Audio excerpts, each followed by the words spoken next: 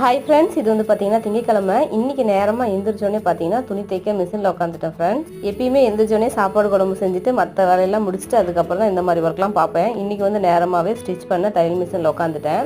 அதுக்கப்புறம் பார்த்தீங்கன்னா ஜெய்குட்டி வந்து இன்றைக்கி நேரமாக குளிச்சுட்டு மஞ்சள் வேட்டி கட்டிட்டு மஞ்சள் பனியன் போட்டுட்டு கோயிலுக்கு போய் கங்கானம் கட்டிட்டு வந்துட்டாங்க. எதுக்குன்னு பார்த்தீங்கன்னா அவங்க பூக்காரகம் எடுக்கிறாங்க, அதனால தான் ஃப்ரெண்ட். நாங்கள் எதுவும் வேண்டுதலை வைக்கல, ஜெய்குட்டிக்கு வந்து ஆசையாக இருக்குமா அப்படின்னு சொல்லியிருந்தான். சரின்ட்டு அவனை செய்ய சொல்லிட்டோம். ப்ளவுஸுக்கு வந்து எதுவும் டிசைன் வைக்கல ஃப்ரெண்ட்ஸ். ஃபர்ஸ்ட்லாம் வந்து பார்த்தீங்கன்னா கொஞ்சம் ஃப்ரீயாக இருப்பேன், அதனால் எனக்கு பிடிச்ச மாடலில் ஸ்டிச் பண்ணுவேன். இப்போ வந்து டைம் இல்லை அப்படிங்கிறதுனால பெருசாக எந்த டிசைனும் வைக்கல.